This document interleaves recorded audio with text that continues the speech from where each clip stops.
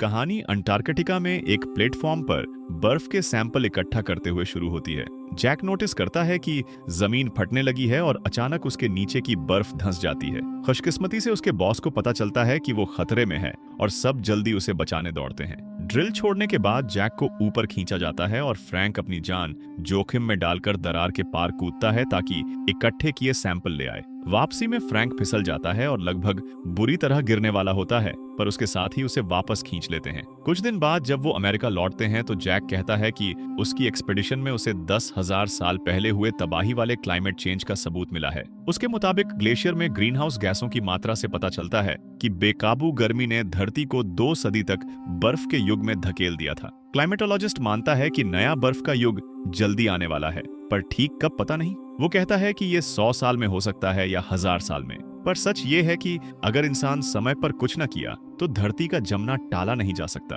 कुछ दिन बाद कुछ देशों में तेज तापमान बदलाव होने लगते हैं। जापान में आसमान से बर्फ के पत्थर गिरने लगते हैं। उस दिन हजारों लोग उस हमले से जख्मी होते हैं और बहुत से लोग तेज तूफानों की वजह से घर खो देते हैं। उस दोपहर काम के बाद जैक अपने बेटे को एयरपोर्ट छोड़ने जाता है क्योंकि उसे न्यूयॉर्क में एक अकादमिक कंपटीशन में जाना है। जैसे ही सैम प्लेन में चढ़ता है तो प्लेन उड़ान भरता है और तेज टर्बुलेंस का सामना करता है। सफर में ऊपर के कंपार्टमेंट से सामान यात्रियों पर गिरता है जिससे सब घबरा जाते हैं, पर वो सुरक्षित अपने आखिरी मंजिल पर पहुंच जाते हैं। न्यूयॉर्क में 2 दोस्तों के साथ ट्रैफिक में फंसा सैम आसमान की तरफ देखता है और शहर से बाहर उड़ते पक्षियों का झुंड देखता है। इधर जू में कर्मचारी नोटिस करते हैं कि जानवर भी बेचैन हैं और आधी रात को जैक को प्रोफेसर टेरी का फोन आता है जो कहता है कि उसके पास वजह है मानने की कि बर्फ का युग शुरू हो चुका है। हाल ही में उसके उपकरण ने समंदर के तापमान में 14 डिग्री की गिरावट दर्ज की है और उस रात लॉस एंजल्स के बाहर एक बड़ा टॉर्नेडो बनना शुरू हो जाता है। उस रात पत्रकारों की एक टीम हेलीकॉप्टर में सवार होकर तूफानों से हुए नुकसान की तस्वीरें लेने निकलती है और हॉलीवुड साइन का तबाह होना रिकॉर्ड करती है। क्योंकि शहर में कई टॉर्नेडो बिखरे हुए हैं तो कुछ घंटों में लॉस एंजल्स में अफरा तफरी मच जाती है और लोग शहर से भागने की कोशिश करते हैं। एयरपोर्ट तबाह होने की वजह से सिर्फ सड़क से निकलने का रास्ता है, पर कई कारें एक दूसरे पर जा गिरती हैं। सड़कों पर तूफान की तस्वीरें लेते एक पत्रकार पर मेटल प्लेट लगती है और घरों में छुपे बहुत से लोग खत्म हो जाते हैं। अगले दिन सरकारी अफसर और साइंटिस्ट मीटिंग में इकट्ठे होते हैं कि धरती पर हो रहे प्राकृतिक आपदाओं के बारे में क्या करें, और जैक बोलता है। क्लाइमेटोलॉजिस्ट कहता है कि उसने जो क्लाइमेट की गड़बड़ी बताई थी वो सोचे से पहले हो रही है, क्योंकि ग्लेशियर तेजी से पिघलने की वजह से समंदर में बहुत सारा मीठा पानी जा रहा है। अपनी थ्योरी सही साबित करने और अमेरिकी सरकार को आबादी बचाने के लिए कदम उठाने के लिए सबूत पाने की कोशिश में जैक साइंटिस्टों की टीम बनाता है ताकि रिसर्च पूरी हो। कैलकुलेशन पूरा करने के बाद रिसर्चर्स समझते हैं कि अगले 6 से 8 हफ्तों में पूरी धरती जम जाएगी, पर अपनी सिमुलेशन मॉडल के रिजल्ट पेश करने पर जैक को इग्नोर कर दिया जाता है क्योंकि वाइस प्रेसिडेंट अफरा तफरी नहीं चाहता और मानता है कि क्लाइमेट जल्दी नॉर्मल हो जाएगा। सुबह होते ही एक एयर टीम को समंदर के ऊपर बनते बादलों का अध्ययन करने भेजा जाता है। जैसे ही वो बर्फ के ढेर के पास पहुंचते हैं तो हाइड्रोलिक फ्लूइड जमने लगता है। अचानक एक हेलीकॉप्टर का प्रोपेलर घूमना बंद हो जाता है और विमान जमीन पर क्रैश हो जाता है। जल्दी ही बाकी टीमों को भी पता चलता है कि उनके हेलीकॉप्टर के केबल और पैनल बर्फ से ढक गए हैं और वो भी बड़ा एक्सीडेंट कर जाते हैं। क्रैश के बाद जो बच जाते हैं वो विमान से बाहर निकलने की कोशिश करते हैं, पर जीते जी जम जाते हैं। कुछ घंटे बाद जब ये न्यूज फैलती है तो टेरी जैक को फोन करता है और बताता है कि उसके पास गोपनीय जानकारी है। वो कहता है कि 2 घंटे पहले स्कॉटलैंड में 3 हेलीकॉप्टर क्रैश हो गए क्योंकि 65 डिग्री सेल्सियस में उड़ते वक्त पाइप में फ्यूल जम गया। जैक जब उस वक्त की सैटेलाइट फोटो देखता है तो समझ जाता है कि स्कॉटलैंड में हरिकेन जैसा कुछ बन रहा था और असल में वो बर्फ का भंवर था। इधर न्यूयॉर्क में सैम और उसके दोस्त लॉरा के एक दोस्त के घर रुकते हैं क्योंकि भारी बारिश की वजह से वॉशिंगटन वापस जाने की ट्रिप टल गई। 3 दिन से जो शहर कभी नहीं सोता वो भीषण तूफानों का सामना कर रहा है और ट्रेन प्लेन सब बंद है। जब ड्रेन बंद हो जाते हैं और सड़कें पानी से भर जाती हैं तो लोग दुकानों में शरण लेते हैं। सैम समझ जाता है कि जल्दी शहर से निकलना जरूरी है। जब अधिकारी लोगों की बेचैनी रोकने की कोशिश करते हैं तो समंदर और उफान पर होता है और पानी की बड़ी लहर न्यूयॉर्क की तरफ बढ़ती है। जैसे ही सबको पता चलता है कि क्या आने वाला है तो लोग भागने लगते हैं, पर रास्ते में हजारों लोग लहरों में फंस जाते हैं और सड़कों पर बह जाते हैं। खतरे का अंदाजा न होने की वजह से लॉरा एक माँ और उसकी बेटी को बचाने टैक्सी में जाती है जो फंसी हुई है। सैम फौरन उसके पीछे जाता है।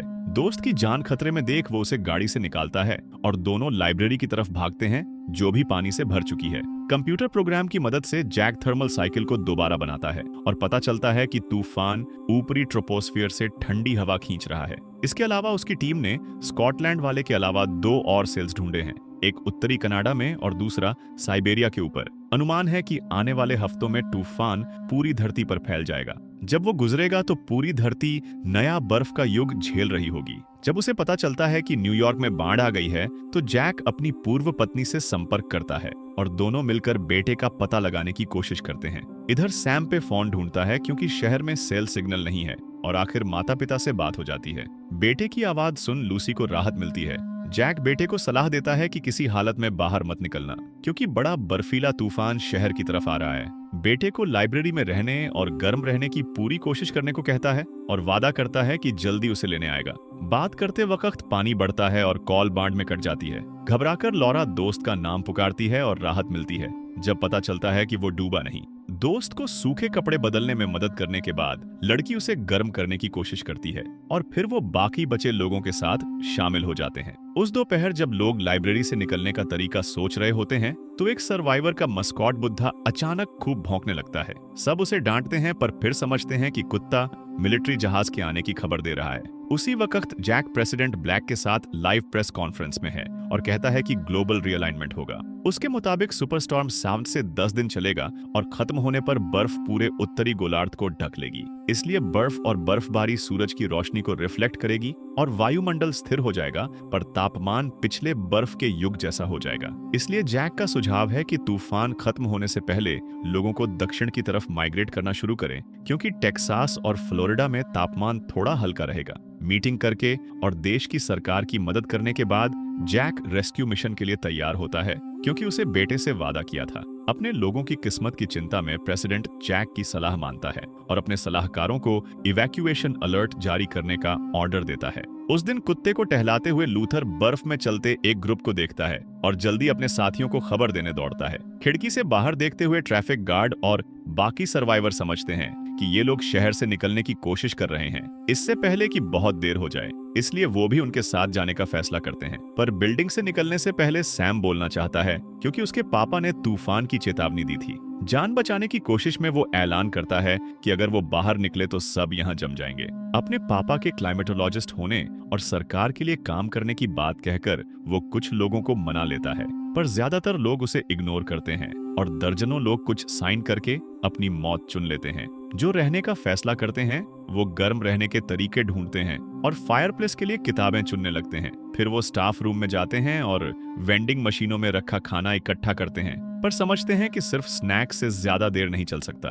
भले ही उसे पता है कि यूरोप पूरी तरह बर्फ से ढक चुका है और जल्दी अमेरिका भी ऐसा ही होगा, पर सैम अपने पापा के आने पर यकीन रखता है और तब तक जिंदा रहने के तरीके ढूंढता रहता है। अपने बॉस को खतरनाक रेस्क्यू मिशन पर जाते देख फ्रैंक और जेसन उसके साथ जाने का फैसला करते हैं ताकि जैक सुरक्षित न्यूयॉर्क पहुंच जाए। पर बीच में नॉर्थ फिलाडेल्फिया में तीनों को छोटा एक्सीडेंट हो जाता है और उनकी गाड़ी बर्फ में फंस जाती है। अब सिर्फ पैदल सफर का रास्ता बाकी है, ठीक वैसे ही जैसे लाइब्रेरी से निकले लोग दक्षिण पहुंचने की कोशिश कर रहे हैं। सफर में जो बाहर निकले थे उन्हें पता चलता है कि उन्होंने गलत फैसला किया क्योंकि वो अपने साथियों को जमते देखते हैं। कुछ घंटे पैदल चलने के बाद तीनों को जमीन हिलती महसूस होती है और अचानक फर्श धंस जाता है। उसी वक्त स्लेज सबवे स्टेशन में फिसल जाता है और फ्रैंक उसके साथ खिंच जाता है। तीनों दोस्त रस्सी से बंधे होने की वजह से जैक और जेसन भी खिंचते हैं पर फातल गिरने से पहले पकड़ लेते हैं। स्लेज की रस्सी काटने के बाद फ्रैंक दोस्तों से उसे ऊपर खींचने को कहता है पर जैसे ही ग्लास छत फटने लगती है वो मुश्किल फैसला लेता है।